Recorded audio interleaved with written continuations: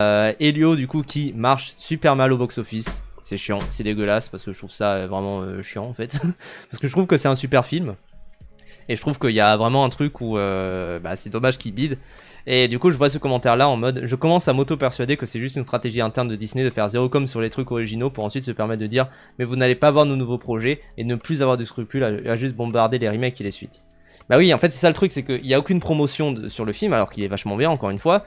Mais par contre ça c'est une stratégie que Disney a fait depuis des années et des années. C'est à dire que moi je me souviens que c'était Le Voyage d'Arlo qui sortait en même temps que Star Wars 7. C'était la sortie du film. Pendant un temps, Disney, en fait, ils voulaient jarter leur session d'animation 2D globalement.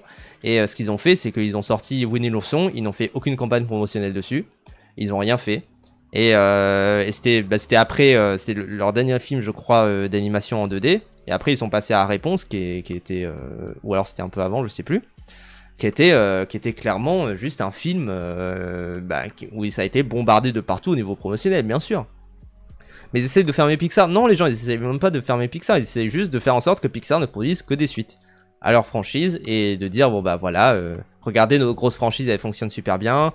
Vice Versa 2, pendant un temps, c'était le film d'animation le plus qui a engendré le plus d'argent au box-office de tous les temps. Donc clairement, c'est ça le but en fait. Donc c'est pour ça que c'est d'autant plus horrible quoi.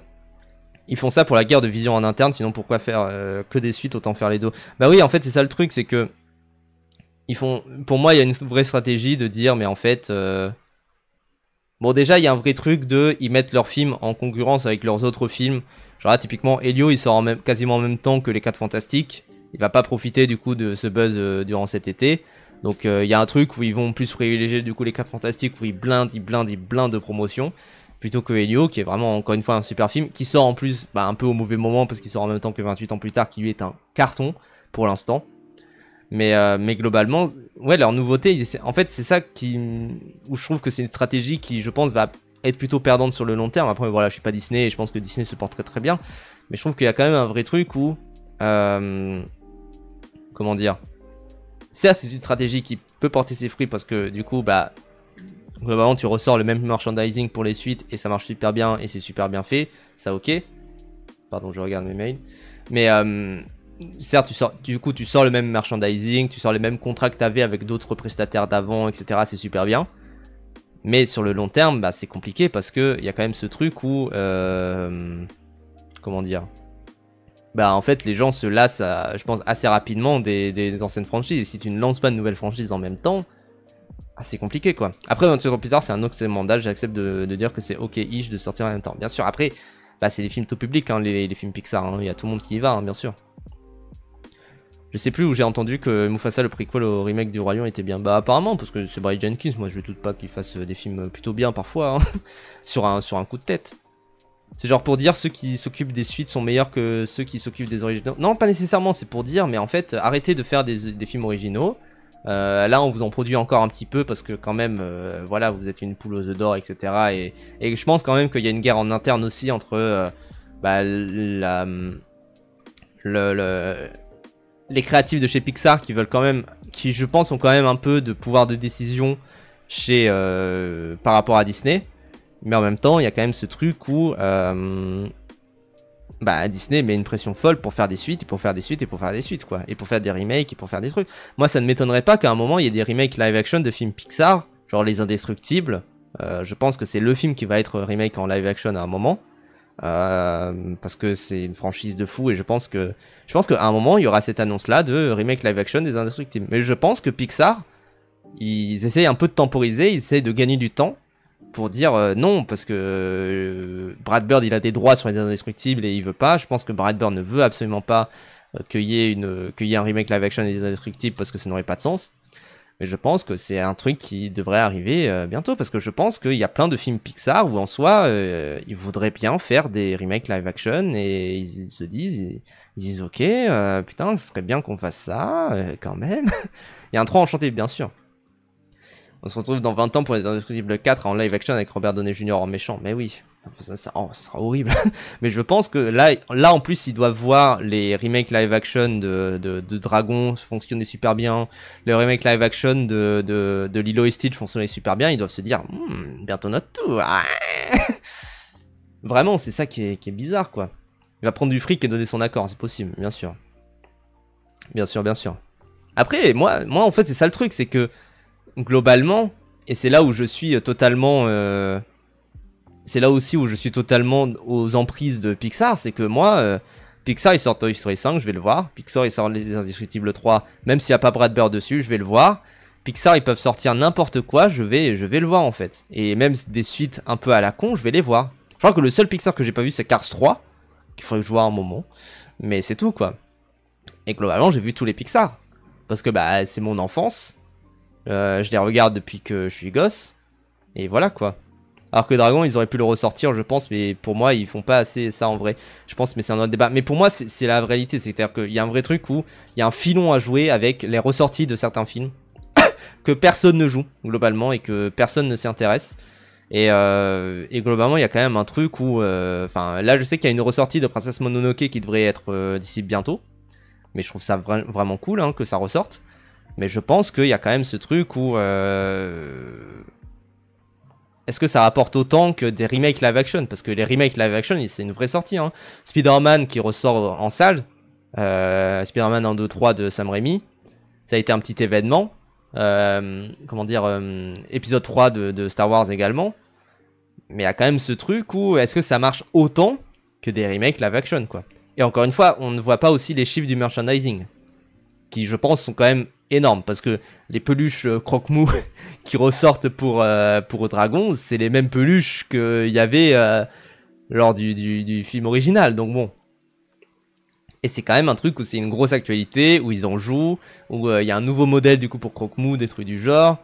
Moi je me dis, est-ce qu'il n'y a pas aussi un terrain à jouer avec genre des remakes, pas live action, mais juste des remakes en animation, des sortes de... Un peu comme les remakes en jeu vidéo. C'est-à-dire que The Last of Us Partie 1 remake sur PS5 là, c'est le même jeu en plus beau. Mais est-ce qu'il n'y a pas un terrain à jouer là-dessus? Avec ce truc du Spider-Man qui ressort en salle, ça fait pas 1 milliard au box-office malheureusement, mais bien sûr. Alors qu'un film fait rapidement, Brand New Day qui devrait ressortir, bah, ça va faire le milliard bien sûr. Mais je pense qu'il y a un vrai filon à faire avec des remakes de films d'animation 3D, où pour le coup, en plus c'est facile de faire des remakes. Hein, c'est vraiment, je pense qu'ils ont encore les codes de certains des films.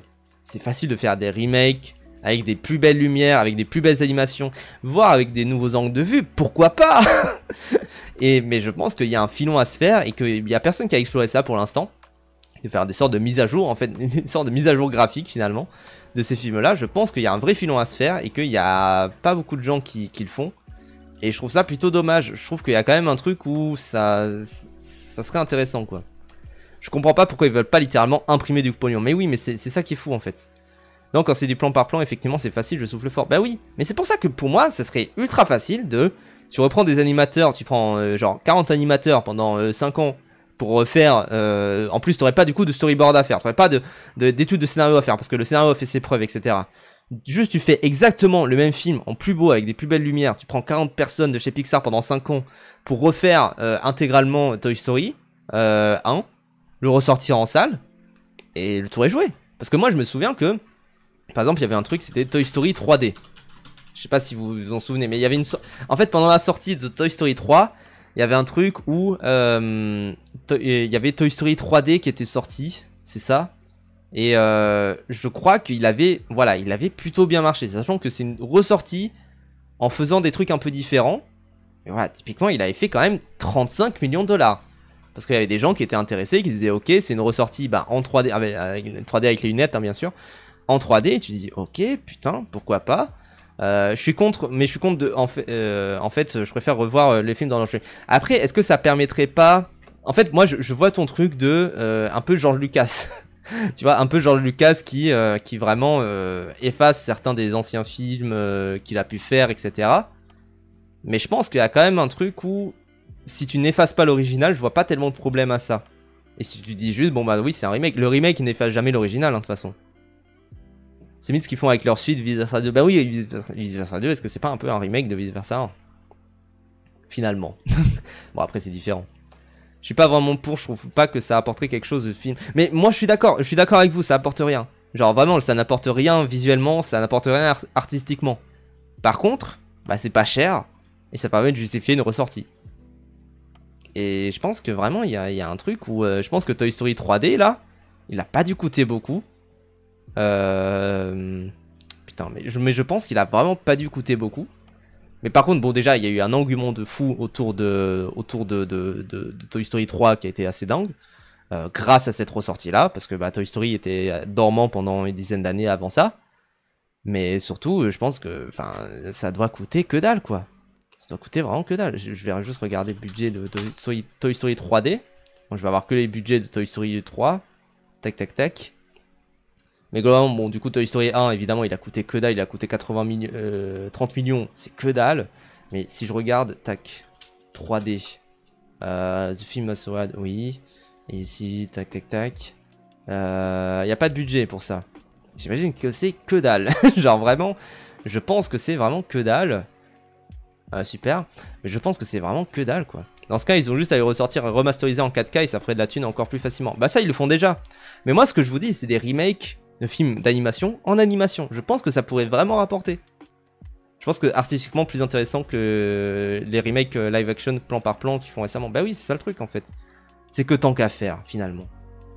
Est-ce que ça sert d'aller construire des immenses décors pour Dragon remake live action quand tu pourrais juste reprendre les mêmes films mais le mettre un peu comme Half-Life Source quelque part.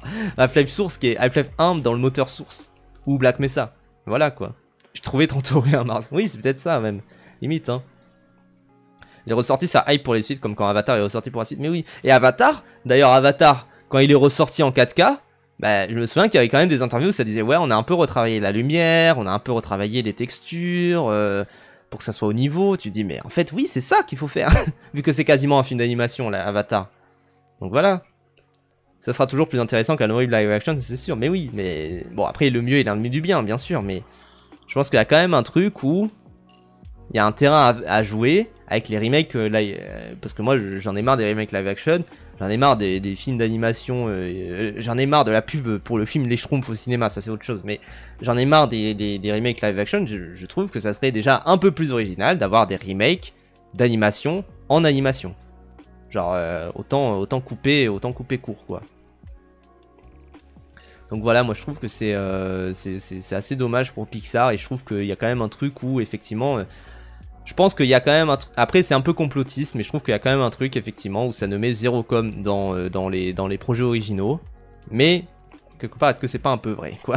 Est-ce que c'est pas un peu réel pour finalement. En fait c'est ça aussi moi qui me dégoûte d'ailleurs. C'est qu'il y a quand même un truc où Lilo et Stitch le remake c'est ultra facile de le marketer. C'est-à-dire que vraiment, genre ça va, les gens sont au courant que ça sort, t'as pas besoin de bombarder non plus de promotion. Alors que Elio qui n'a aucune promotion, bah en fait ça devrait être presque l'inverse.